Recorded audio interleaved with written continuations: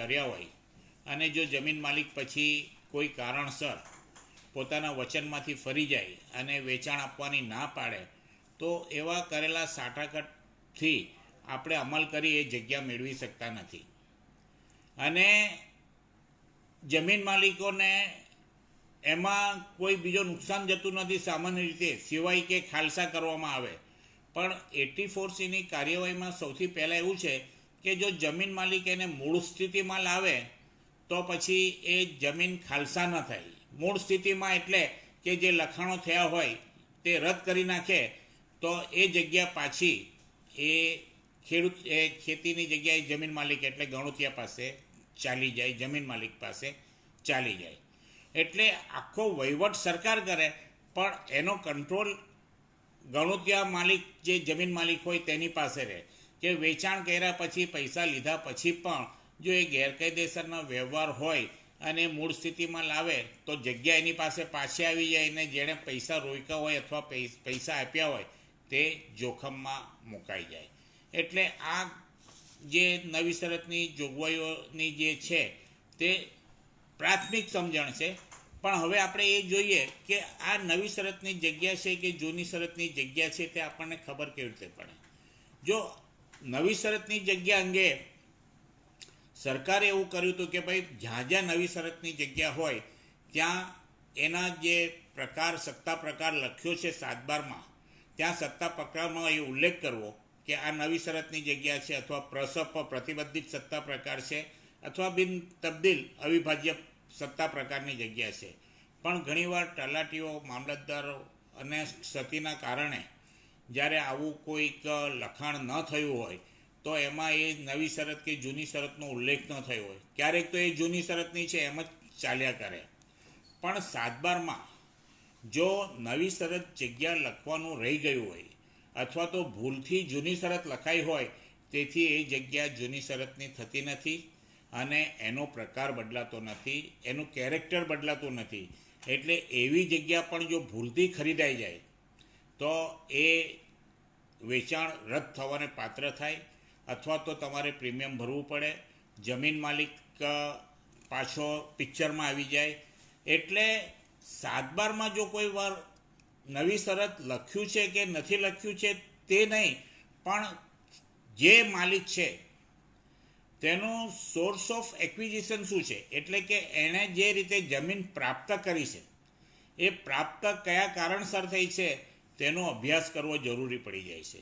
અને એટલે જ જ્યારે પણ આપણે સૌ એન્જિનિયરો અને આર્કિટેક્ટો જાણે છે કે એનેમાં જ્યારે એને કરવા માટે જમીન મૂકીએ ત્યારે 1948થી 7/12 અને હકપત્રકના બધા રેકર્ડ મંગાવે અને એમાં એ રેકર્ડ તપાસ્યા પછી નક્કી કરવામાં આવે કે એ જગ્યા નવી શરતની છે કે જૂની શરતની. એટલે ઘણીવાર તો કેવું થાય કે જગ્યા લઈ લીધી, પ્રોજેક્ટના પ્લાનો મુકાઈ ગયા, મ્યુનિસિપાલિટીમાં મુકાઈ ગયા હોય અને એને કરવા મૂકે ત્યારે ખબર પડે કે આ તો નવી શરતની જગ્યા છે. એટલે 7/12માં નવી શરતની કે જૂની શરતની લખી હોય કે ન લખી હોય, પણ કઈ રીતે જગ્યા જો એને ગણોત ધારા હેઠળ જગ્યા પ્રાપ્ત થઈ હોય તો એ રેકર્ડ તપાસીને જોઈ લેવું જોઈએ કે ભાઈ આ નવી શરતની જગ્યા છે અને એ પ્રમાણે જ એનો વ્યવહાર કરવો જોઈએ. તો આ રેકર્ડ અને આ જે પ્રાપ્ત કરવાનો એનો સ્ત્રોત છે એના પર આનો આધાર રહેલો છે. હવે નવી શરતની જગ્યા બિન તબદીલ અવિભાજ્ય છે, પણ એનો મતલબ એમ નથી કે બિન તબદીલ એટલે તબદીલ થઈ જ ન શકે. પણ સરકારે એમ કીધું છે કે અને સરકારને સહાયથી આ મળી છે તો નવી શરતની જગ્યામાં સરકાર ભાગીદાર ગણાય છે. અને એટલે જ્યારે પૂર્વ પરવાનગી લઈએ છે એવી નવી શરતની જગ્યા જ્યારે વેચાણ કરવા જઈએ છે તો સરકાર તેના પર પ્રીમિયમ વસૂલ કરે છે અને એ પ્રીમિયમ સરકાર જુદા જુદા સમયે જુદું જુદું હોય છે અને જે પ્રવર્તમાન દર હોય તે દર પ્રમાણે તમે પ્રીમિયમ ભરો પછી જ તમને વેચાણની પરવાનગી આપે. અને એ પણ આમ જોવા જઈએ તો 3 તબક્કામાં 3 વિષયમાં હોય છે. પહેલાં ખેતીથી ખેતી વેચાણ હોય તો નવી શરતનું પ્રીમિયમ જુદું હોય, ખેતીથી રહેઠાણ હોય તો પ્રીમિયમ જુદું હોય, ખેતીથી ઇન્ડસ્ટ્રીયલ અને કોમર્શિયલ હોય, વાણિજ્ય હોય તો પણ પ્રીમિયમ જુદું હોય. એટલે આ રીતે પ્રીમિયમો જુદા લેવામાં આવે છે. પણ એક ક્રાંતિકારી ફેરફાર 1999માં થયો કે જે 15 વર્ષથી વધારે જેની પાસે ગણોતિયાની માલિકીની જગ્યા હતી નવી શરતની, તેની કલમની એક જ ઝાટકે બધી જૂની શરતમાં ફેરવી નાખી. અને એના કારણે ખેતીની જગ્યા ખેતીના કારણસર જૂની શરતની ગણાતી થઈ ગઈ. એટલે એવું થયું કે દરેક 7/12 જ્યાં નવી શરત લખી હતી ત્યાં લખાયું જૂની શરત, પરંતુ એ ખેતીના હેતુ માટે જૂની શરતની કહેવાય, પણ એની નીચે બીજા હકમાં અથવા ઉપર જ સત્તા પ્રકારમાં બિનખેતી પ્રીમિયમને પાત્ર એવો શબ્દ ઉમેરાઈ ગયો. બિનખેતી પ્રીમિયમને પાત્ર એટલે શું થયું કે આવી જગ્યા જ્યારે ખેતીને ખેતીમાં વેચાણ થાય ત્યારે પ્રીમિયમ ભરવાનું રહ્યું નહીં, પરંતુ આવી જગ્યા બિનખેતીના કામમાં ઉપયોગ કરવામાં જ્યારે વેચાણ કરવાની પરવાનગી માંગવા જાઓ તો ત્યારે તમને પ્રીમિયમ ભરવાનું આવે છે. એટલે ખેતી જ્યારે જૂની શરત ઉપર વાંચીએ ત્યારે આપણે એ ધ્યાન રાખવું જોઈએ કે માત્ર જૂની શરત લખ્યું છે એટલું નહીં, પણ એની નીચેની રિમાર્ક શું છે અથવા બીજા હકમાં રિમાર્ક શું છે. જો બીજા હકમાં રિમાર્ક એમ હોય બિનખેતી પ્રીમિયમને પાત્ર, તો એ સમજવું જોઈએ કે આ જગ્યા નવી શરતની છે અને આ જ્યારે આપણે બિનખેતીના કામમાં ઉપયોગ કરીશું તો એમાં પ્રીમિયમ ભરવું પડશે. હવે આ અંગેની કાયદાની એક મોટી ગુચ્છ ઘણા જમીન માલિકો ગણોતિયાને થઈ કે જમીન અમે છે આટલા વર્ષથી ખેડીએ છીએ અને અમે વેચીએ તો એને પ્રીમિયમ સરકારે શા માટે ભરવું જોઈએ. અને એ તકરાર હાઈકોર્ટ સુપ્રીમ કોર્ટ સુધી ગઈ અને સુપ્રીમ કોર્ટે ઠરાવ્યું કે સરકાર જે આ પ્રીમિયમ લે છે તે એનો અધિકાર છે, કારણ કે જમીન માલિકે જ પોતાના સોર્સથી નહીં પરંતુ સરકારની મહેરબાનીથી આ જગ્યા મળી છે અને તે બજાર કિંમતે નહીં, કાયદાએ નક્કી કરેલા દરથી એટલે કાયદાએ નક્કી કરેલી કિંમતથી એને મળે છે. એટલે સરકાર આમાં હિસ્સેદાર ગણાય અને આ જે પ્રીમિયમ લેવામાં આવે છે એ કોઈ ટેક્સ નથી અને એ ટેક્સ તરીકે ગણતરી નહીં લેવો જોઈએ, પણ એ અવેજ તરીકે પ્રીમિયમ તરીકે ગણતરી કહેવાય અને એ એનો અધિકાર છે. હવે આ રીતે આ પ્રીમિયમ લેવાનો અધિકાર સરકારનો કાયદામાં છે અને નામદાર સુપ્રીમ કોર્ટે તેને એન્ડોર્સ કર્યું છે અને કબૂલ કર્યું છે કે આ જે લેવામાં આવે છે તે બિલકુલ આપણી બંધારણીય રીતે જ લેવામાં આવે છે, એમાં કોઈ ગેરકાયદેસર ખોટ થતું નથી. હવે આ જે પ્રીમિયમ લેવામાં આવે છે તેના દર અંગે પહેલાં ખૂબ ગૂંચવણો હતી કે પ્રીમિયમ માટે જ્યારે ફાઇલ મૂકવામાં આવે નવી શરતની જૂની શરતની વેચાણની, તો પહેલાં એવું હતું કે એ ફાઇલ ડિસ્ટ્રિક્ટ લેવલની વેલ્યુએશન કમિટીમાં જતી હતી કે જે ટાઉન પ્લાનરના અંડરમાં કામ કરતી હતી. એટલે જ્યારે તમે નવી શરતની જમીનને વેચાણ કરવા માટે કે જૂની શરતમાં ફેરવવા માટે બાંધકામ માટે નક્કી કરે તો ડિસ્ટ્રિક્ટ વેલ્યુએશન કમિટી એની કિંમત નક્કી કરે અને એનું ધોરણ ઘણીવાર આપણને ખબર જ ન હોય. એટલે આપણને એમ હોય કે આ જમીનની કિંમત 1,000 રૂપિયા મીટર છે ને એ લોકો 10,000 રૂપિયા મીટર મૂકે તો આપણા માટે ખૂબ મુશ્કેલ. અને ઘણીવાર તો એવું થાય કે જમીનની કિંમત કરતાં ડિસ્ટ્રિક્ટ વેલ્યુએશન કમિટીની કિંમત વધારે હોય, કારણ કે એ લોકોના ધારાધોરણોને બધું એક ચોક્કસ ગણતરીનું સાધન હતું અને એમાં નિશ્ચિતતા નહોતી અને આના કારણે ખૂબ ગેરસમજો થતી હતી, એના કારણે વિવાદો થતા હતા અને સરકારને પણ તકલીફ પડતી હતી અને અરજદારોને બી તકલીફ પડતી હતી. અને સૌથી મોટું કે એમાં કોઈ નિશ્ચિતતા નહીં હોવાના કારણે એક ભ્રષ્ટાચાર થવાનો મોટામાં મોટો ભય હતો કે તમે એવા અધિકારીને જ્યારે તમે કિંમત નક્કી કરવાની આપો તો એ કિંમતનું કોઈ પેરામીટર ફિક્સ નહીં હોવાને કારણે ઘણીવાર કોઈક એવા રિસોર્સથી એવા અધિકારીઓનો કોન્ટેક્ટ કરીને એ કિંમતમાં વધઘટ કરીને એમાં ભ્રષ્ટાચાર થવાની ઘણી બધી શક્યતાઓ હતી અને થતો બી હતો, એમ આપણે સ્વીકારીએ તો બી કંઈ ખોટું નથી. અને એટલે સરકારે આવો કોઈ ભ્રષ્ટાચારનો સ્કોપ નહીં રહે એટલે નક્કી કર્યું કે ભાઈ કોઈ બી જગ્યાની પ્રીમિયમ લેવાનો જ્યારે આવે તો એનો બેઝ તો જંત્રી રાખવું અને જંત્રીની કિંમતથી વધારે કે જંત્રીની કિંમતથી ઓછું પ્રીમિયમ લેવું નહીં. એટલે એમાં જે આ સ્કોપ હતો અનિશ્ચિતતા હતી કિંમતની તે નીકળી ગઈ અને હાલમાં પ્રવર્તમાનમાં એ જે પ્રીમિયમનો જે બેઝ નક્કી કરવામાં, પ્રીમિયમની જે રકમ નક્કી કરવામાં આવે છે એ જંત્રીના દર પ્રમાણે નક્કી કરવામાં આવે છે. અને એટલે આ એક આખા રાજ્યમાં યુનિફોર્માલિટી થઈ ગઈ કે ગમે ત્યાં આખા રાજ્યમાં જાઓ તો જ્યાં ત્યાં જે જંત્રીનો ભાવ હોય તે પ્રમાણે પ્રીમિયમ ભરવાનું હોય છે. હવે એમાં પણ સરકાર પોતે નક્કી કરે કે કેટલું પ્રીમિયમ નક્કી લેવું. પહેલાં 25% લેવાતું હતું, પછી 50% લેવાયું, અને પછી તો એક તબક્કો આવ્યો કે સરકાર 80% સુધીનું પ્રીમિયમ લેતા હતા. હવે 80% કિંમતનું જ્યારે પ્રીમિયમ લેતા હતા ત્યારે ઘણીવાર તો એવું થાય કે જમીનની કિંમત કરતાં પ્રીમિયમ વધી જાય, કારણ કે ડિસ્ટ્રિક્ટ વેલ્યુએશન કમિટી નક્કી કરે તો 1000ની કિંમતનો જો 1500 બી નક્કી કરે અને એની 80% ભરે તો જમીનની કિંમત 1000 કરતાં તો પ્રીમિયમની કિંમત પણ વધી જાય. અને એટલે આ મામલો ખૂબ કાયદામાં ચગવાયો, એટલે કાયદામાં ખૂબ વિવાદો થયા. હાઈકોર્ટે આમાં ચુકાદો આપ્યો કે ભાઈ આ જે છે તે ગેરવ્યાજબી છે, આટલું બધું પ્રીમિયમ લેવાવું ન જોઈએ. પ્રીમિયમ લેવાનો સરકારનો અધિકાર છે, પરંતુ એ અધિકારનો ઉપયોગ એવો થવો જોઈએ કે જે વ્યાજબી હોય અને સમન્યાયી હોય. અને એટલે સુપ્રીમ કોર્ટે આખા આ પરિપત્ર અને 80%નો જે દર છે એને પૂર્ણ વિચાર કરવા માટે મૂક્યો. અને સરકારે પછી એમ કીધું કે ભાઈ જંત્રી પ્રમાણે લેવા અને 40% નક્કી કર્યા રેસિડેન્ટમાં અને 50% કોમર્શિયલ અને ઇન્ડસ્ટ્રીઝમાં. તો આજની તારીખે જે દર છે તે જ્યારે નવી શરતની જગ્યા જૂની શરતમાં ફેરવીએ તો રહેણાંકના માટે જંત્રી કિંમતના 40% પ્રીમિયમ ભરવું પડે છે, અને બિન રહેણાંક હોય, વાણિજ્ય એટલે કમર્શિયલ કે ઇન્ડસ્ટ્રીયલ હોય તો 50% પ્રીમિયમ ભરવું પડે છે. અને એ જે હુકમ થાય તેના 1 વર્ષમાં ભરી દેવું પડે. જો 1 વર્ષમાં મુદત તો 3 મહિના જે હોય છે કે 3 મહિનામાં ભરી દેવા, 3 મહિના પછી ન ભરાય તો એ મુદત, પણ 1 વર્ષમાં જો એ પ્રીમિયમ ન ભરાયું હોય તો એ પ્રીમિયમનો જે ઓર્ડર હોય તે ઓટોમેટિક રદ થાય અને પાછી એ પ્રીમિયમની નક્કી કરવાનું આવે, અને તે વખતે 1 વર્ષ પછી જે કિંમત હોય તે પ્રમાણે પાછું પ્રીમિયમ વસૂલ કરવામાં આવે. એટલે પ્રીમિયમ ભરવાનો દર જે છે તે તમારે એકવાર નક્કી થયા પછી તાત્કાલિક ભરી દેવાનો.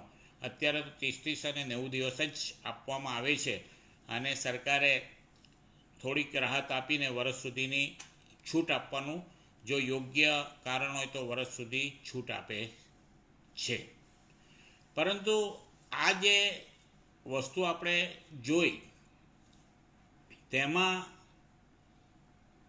આખી આ પ્રોસિજર જોઈ, પણ હવે એમાં ભૂલ થાય તો શું? હવે સમજો કે આપણે જે જોયું કે ઘણીવાર શું છે કે 7/12માં નવી શરત એવું લખ્યું નહીં એને વેચાણ થઈ જાય, અને પછી એ વેચાણ પ્રમાણે 2-4 વર્ષ થઈ જાય ને કંઈને ખબર બી નહીં પડે, કારણ કે એન્ટ્રીમાં નવી શરત લખ્યું ન હોય એટલે જૂની શરત તરીકે વેચાણને એન્ટ્રી બી સર્ટિફાઈડ થઈ જાય.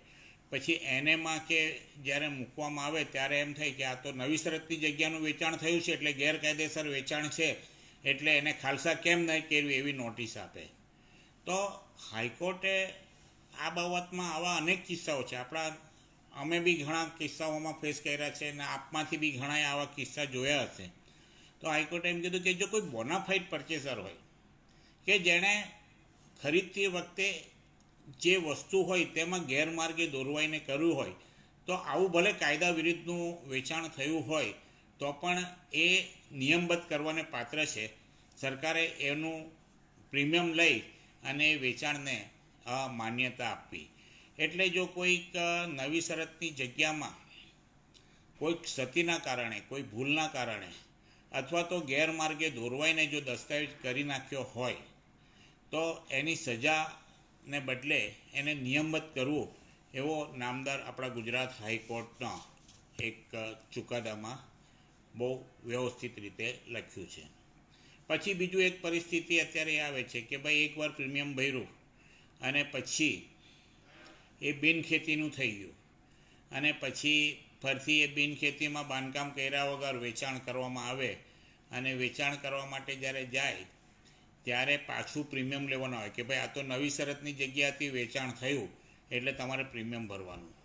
તો આમાં પણ એક એવી રીતે ચુકાદો આવ્યો કે એકવાર ખેતીની જગ્યા બિનખેતીમાં કન્વર્ટ થઈ જાય, એકવાર પ્રીમિયમ ભરાઈ ગયું અને બિનખેતીની થઈ ગઈ પછી એના એવી જમીનને ખેતીના કોઈ કાયદા લાગુ ન પડે. એટલે પ્રીમિયમ માત્ર પહેલા તબક્કે જ લેવાનું હોય. પહેલા તબક્કે પ્રીમિયમ ભરાઈ ગયા પછી એ બિનખેતીની થઈ જાય, વેચાણ થઈ જાય, પછી એ બીજા વેચાણ ગમે એટલા થાય તો એના પર પ્રીમિયમ લઈ શકાય નહીં. હવે અત્યારે આપણે 2-3 વર્ષ પહેલાં ખૂબ બધાએ તકલીફો બી ભોગવી કે શહેરમાં પહેલાં શું થયું કે બધાએ આ નવી શરતની જગ્યા ખરીદી હોય, રહેણાંકની પરમિશન લીધી હોય, પણ એ જગ્યાનો વિકાસ એવો થઈ ગયો કે એની કોમર્શિયલ વેલ્યુ વધી હોય. એટલે બંગલા છે કે સોસાયટી તોડી અને શોપિંગ કોમ્પ્લેક્સ, મોલ બનાવવાના ચાલુ થયા. અને એના કારણે પાછા એ લોકો જ્યારે રિવાઇઝ એને કરવા જાય ત્યારે કલેક્ટર તરફથી, સરકાર તરફથી એમ કહેવામાં આવે કે તમને જ્યારે પરમિશન આપી હતી નવી શરત જૂની શરતને એ રહેણાંકની પરમિશન માટે આપી હતી ને હવે તમે કોમર્શિયલ યુઝ કરો છો, તમે હવે આને આખો હેતુ ફેર કરો છો, એટલે તમારે નવેસરથી પ્રીમિયમ ભરવાનું. અને ઘણા બધાએ પ્રીમિયમ ભર્યું અને ઘણા જણાએ આનો વાંધો પણ ઉઠાવ્યો.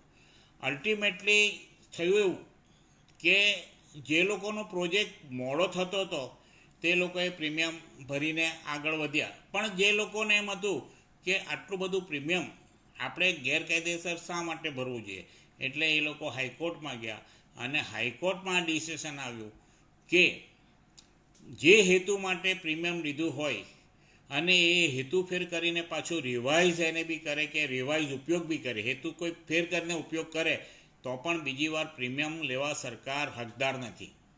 એટલે એકવાર પ્રીમિયમ લઈ લીધું એને થઈ ગઈ એટલે એના પર ગણોદ્ધારાની કોઈ જોગવાઈઓ લાગુ પડે નહીં.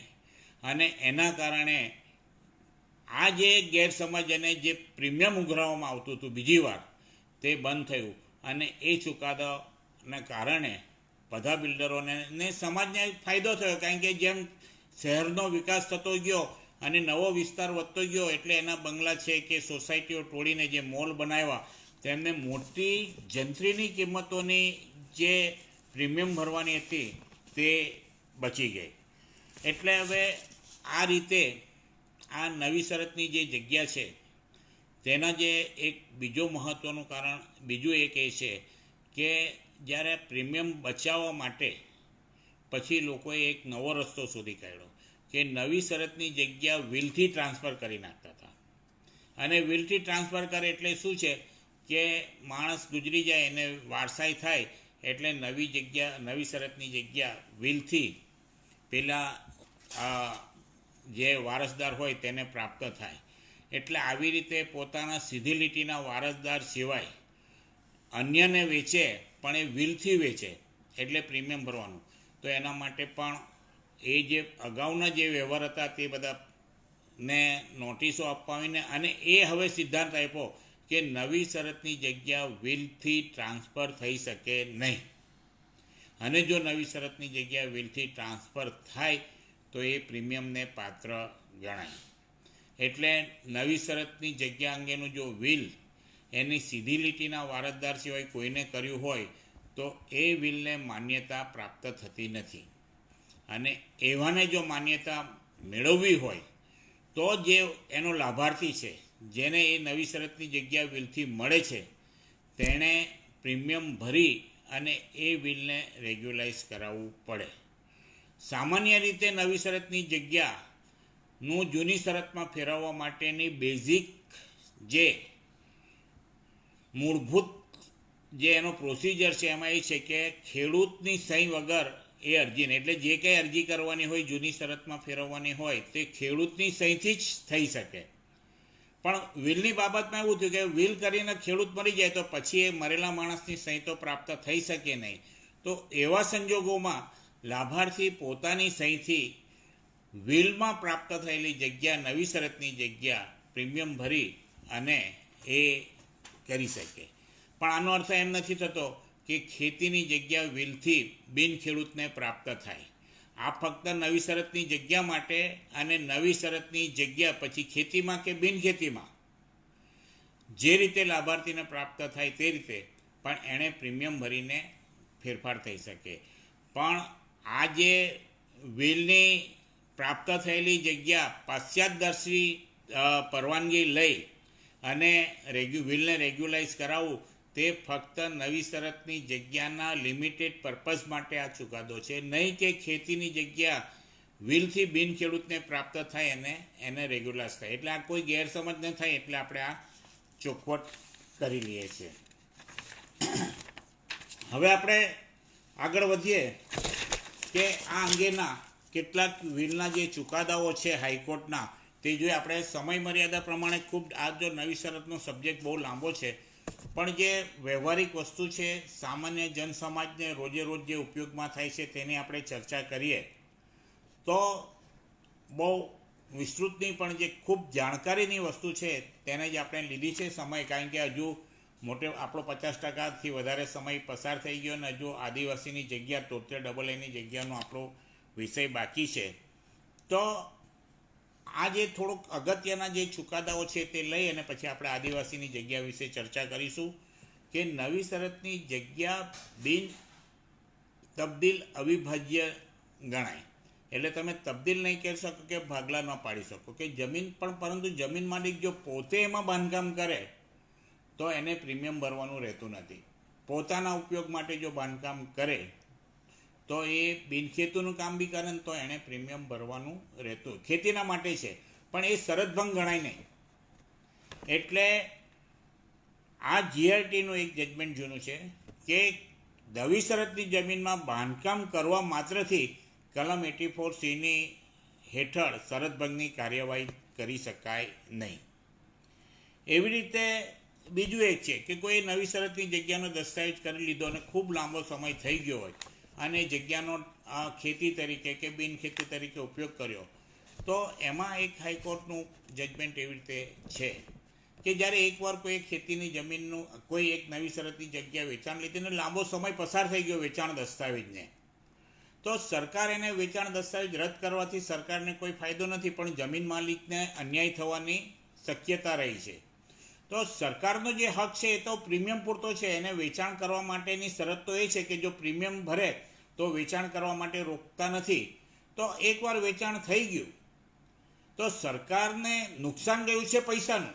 જમીન તો જમીન માલિકની હતી અને એણે વેચાણ કરી છે, કંઈ સરકારી જમીન વેચાણ નથી થઈ. એટલે આવી રીતે જો કોઈ ગેરકાયદેસર થઈ ગયો હોય અને લાંબો સમય પસાર થઈ ગયો હોય તો એ દસ્તાવેજ રદ કરવાને બદલે સમન્યાયના સિદ્ધાંતને, કુદરતી ન્યાયના સિદ્ધાંતને ધ્યાનમાં રાખી સરકારે એનું પ્રીમિયમ લઈને એને રેગ્યુલાઇઝ કરી દેવું જોઈએ. એટલે આવા જે કિસ્સામાં છે તેમાં શરતભંગ થઈને જગ્યા ખાલસા કરવાને બદલે એનું પ્રવર્તમાન દરે કે જે દિવસે એ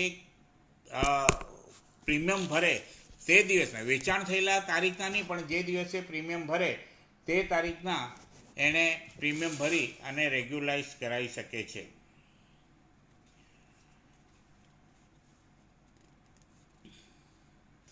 હવે આ પ્રીમિયમ ભરવાનું બી એક બીજો બી બહુ મહત્ત્વનો હાઈકોર્ટનો ચુકાદો એવો છે કે પ્રીમિયમની અરજી કરો તો સામાન્ય રીતે જે કંઈક એની અભિપ્રાયો મંગાવવાના, તપાસણી કરવાની, ચકાસણી કરવાની, તો મહેસૂલ ધારામાં, લેન્ડ રેવન્યુ કોડમાં એવું છે કે બિનખેતીની પરવાનગી માટે તમે અરજી કરો તો 90 દિવસમાં કલેક્ટરે બિનખેતીના અંગે નિર્ણય લઈ લેવો જોઈએ, કાં તો હા કાં તો ના. જો એ 90 દિવસમાં નિર્ણય ન લે તો ઓટોમેટિક એટલે એ ડીમ એને ગણાય, એટલે કે એને થઈ ગયેલું જ ગણાય. એટલે એમાં પછી એ 90 દિવસનું મેન્ડેટરી દિવસ છે. પણ નવી શરત જૂની શરતની 43ની પરવાનગીમાં આવું કાયદામાં ઉલ્લેખ નથી કે 90 દિવસમાં નિર્ણય લઈ લેવો. પણ હાઈકોર્ટે એમ કીધું છે કે ભાઈ આવી અરજી હોય તો કલેક્ટરે 90 દિવસમાં નિર્ણય લઈ લેવો જોઈએ. અને એનું કારણ એ દર્શાવ્યું કે ભાઈ તમે મોડું કરો તો પ્રીમિયમનું જે દર છે તો એને દંડ એ અરજદારને થાય છે. સમજો કે આજે કોઈ અરજી કરી તો આજે જંત્રીનો ભાવ 100 રૂપિયા હોય અને તમે 6 મહિના સુધી એને નિર્ણય ન લો અને 6 મહિના પછી એ જંત્રી 200 રૂપિયાની થઈ જાય તો એને 200 રૂપિયાનું પ્રીમિયમ ભરવાનું આવે છે. તો સમય એ એના રેટ સાથે સંકળાયેલો છે. તો એવું ન થાય કે અનિશ્ચિત રકમ માટે અને કોઈ કારણ વગર અરજદારને દંડ થાય. એટલે કાયદામાં એવું લખ્યું ન હોવા છતાં હાઈકોર્ટ એવું કહે છે કે ભાઈ આવી અરજી જો થઈ હોય તો કલેક્ટરે એનું 90 દિવસમાં નિર્ણય લઈ લેવો જોઈએ.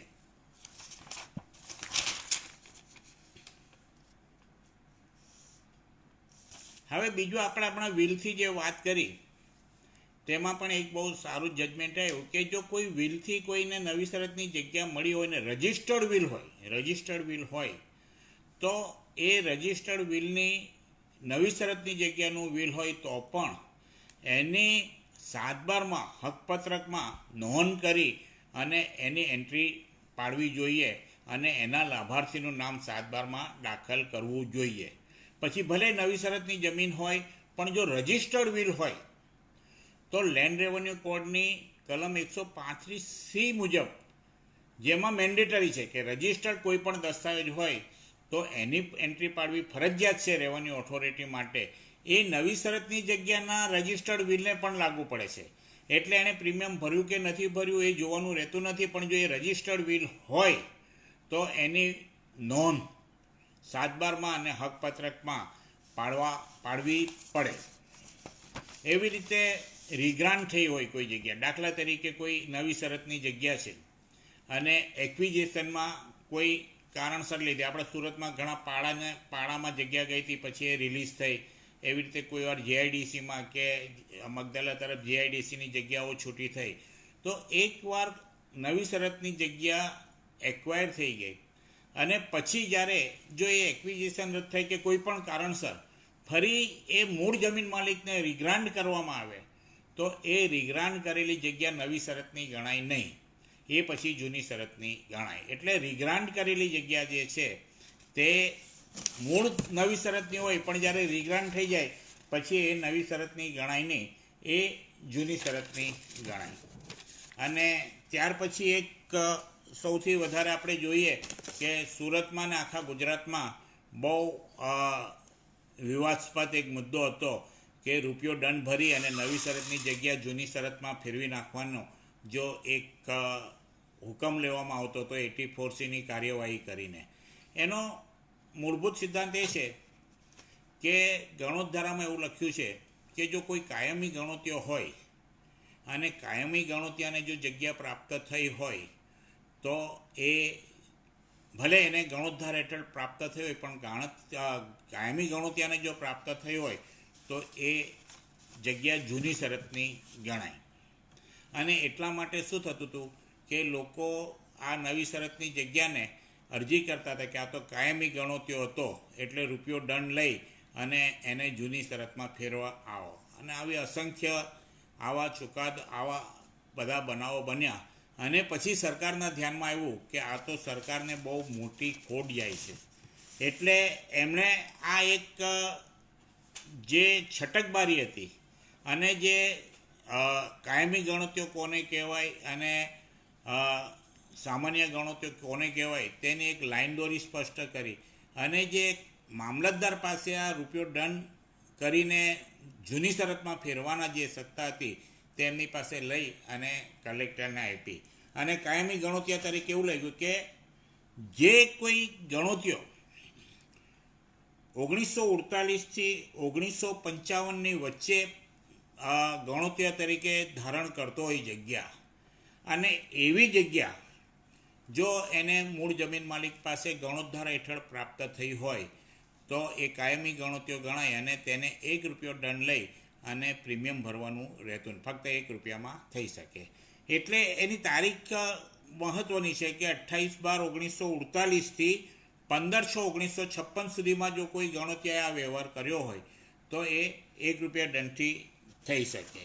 એવી રીતે આ 16/6/1955થી 31/7/1956 એટલે કે જે અમલમાં જે ખેડે તેની જમીનનો જે કાયદો અમલમાં આવ્યો એ તારીખ સુધીમાં જેણે કલમ 64 હેઠળ એટલે મૂળ જમીન માલિક પાસે ગણોતિયાએ ગણોદ્ધારા હેઠળ નહીં પણ મૂળ જમીન માલિક સાથે નેગોશિએટ કરી અને પ્રાઇવેટલી ડાયરેક્ટ એમણે કાયદા વગર ખરીદી લીધી હોય અને એની કિંમત જો વ્યાજબી હોય તો એને ₹1 દંડ ભરી અને એ જૂની શરત, ભલે નવી શરતની ગણોદ્ધારામાં પ્રાપ્ત થઈ હોય તો પણ એ જૂની શરતની ગણાય અને ₹1 દંડ ભરી અને તે અમલ કરે. આ સિવાયના જે કોઈ વ્યવહાર થયા હોય કે 1/8/1956 પછી, આ તો એ બધાને આ કાયમી ગણોતીઓ હોય કે સામાન્ય ગણોતીઓ હોય તો એને આ રૂપિયા દંડના લાભ મળતો નથી અને એ લોકોને જે પ્રવર્તમાન દર હોય તે પ્રમાણે ભરવું પડે. અને છેલ્લું એક આપણે જોઈ લઈએ કે જ્યારે કોઈ જમીન માલિક ગુજરી જાય તો એના 4-5 વારસદારો હોય અને એ વારસદારો વચ્ચે જો ભાગલા પાડવામાં આવે તો આ અવિભાજ્ય સત્તા પ્રકાર હોય છતાં પણ વારસદારોની વચ્ચે જો ભાગલા પડે તો એ ભાગલા પાડવાની એમને કાયદામાં છૂટ આપવામાં આવી છે કે વારસદારોની વચ્ચે ભાગલામાં તો તે અવિભાજ્ય ગણાય નહીં, તે ભાગલા પાડવા માટે એમને હક છે. તેવી રીતે જો આ કોઈ વારસદારોમાંથી કોઈ વારસદાર પોતાનો હક અન્ય વારસદારની તરફેણમાં જતો કરે તો એને તબદીલ ગણવું નહીં, તેની પાસે પ્રીમિયમ નહીં લેવું અને એને એ જૂની શરત તરીકે વગર પ્રીમિયમે આ રિલીઝનો દસ્તાવેજ કરે તો એ ટ્રાન્સફર ન ગણાય અને પ્રીમિયમને પાત્ર ગણાય નહીં. તો મિત્રો, આ નવી શરત અંગેની જે મુખ્ય જે જોગવાઈઓ હતી તેને આપણે ચર્ચા કરી અને કેટલાક સવાલો પણ નવી શરતના આવ્યા છે અને આઈસીઈ પાસે પણ આવ્યા હશે અને મને પણ ઘણાએ ડાયરેક્ટ પૂછ્યા છે, તો એ પ્રશ્ન આપણે પાછળથી થોડા લઈશું. પરંતુ હવે આપણે એક બીજો સબ્જેક્ટ છે કે જે નવી શરતની જગ્યાને સાથે સાથે ખૂબ જ નજીકથી સંકળાયેલો જે પ્રતિબંધિત સત્તા પ્રકારની ગણાય તે મહેસૂલ ધારાની જોગવાઈ છે 73AA ની. નવી શરતની બાબતમાં બીજું બી એક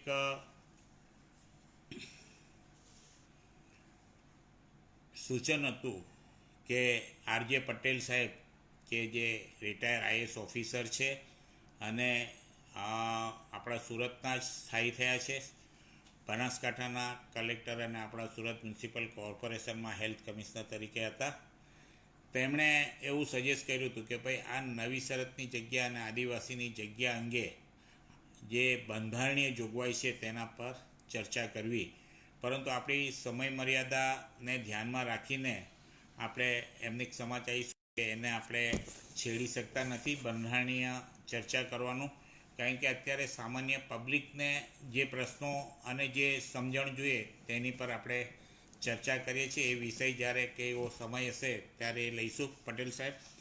તો હવે આપણે 73AA બાબતની થોડી ચર્ચા કરીએ. જનકભાઈ, આઈ હોપ કે આ 43ની બાબતમાં આટલી ચર્ચા ઇનફ છે.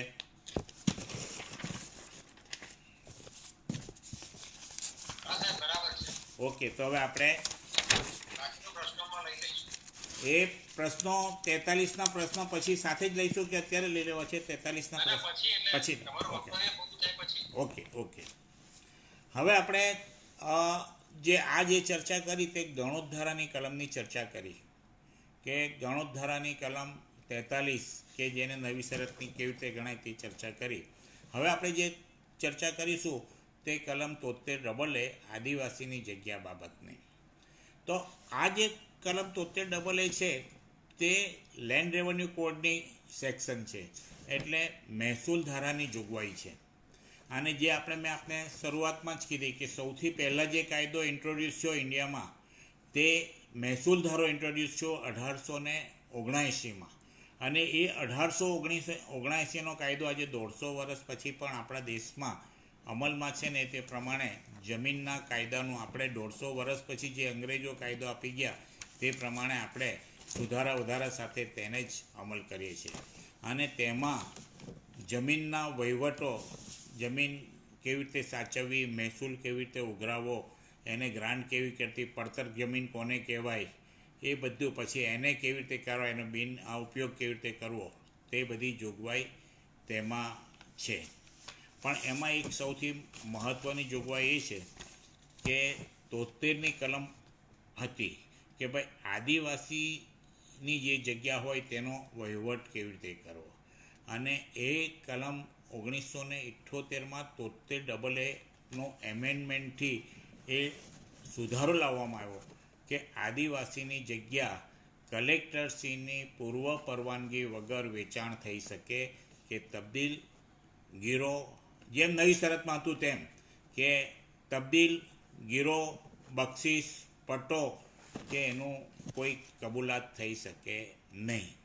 એટલે આ 43ની કલમને પેરેલલ જોવા જઈએ તો એ જે જોગવાઈ છે તે જ જોગવાઈ આદિવાસીની જગ્યાની જોગવાઈઓ છે કે આદિવાસીએ પ્રાપ્ત કરેલી જગ્યા કોઈ પણ, પછી એ ખેતીની હોય કે બિનખેતીની હોય, 43માં તો એક જ છે કે ખેતીની જગ્યાને જ એ લાગુ પડે છે, ને એકવાર બિનખેતી થઈ જાય પછી 43ની કલમ લાગુ પડતું નથી. પરંતુ આદિવાસીની જગ્યામાં એ પ્રોવિઝન છે કે 73AA એ ખેતીની જગ્યાને પણ લાગે, બિનખેતીની જગ્યાને પણ લાગે અને બાંધકામને પણ લાગે. કોઈએ ફ્લેટ લીધો હોય તો ફ્લેટને પણ એ 73AA લાગુ પડે છે. એટલે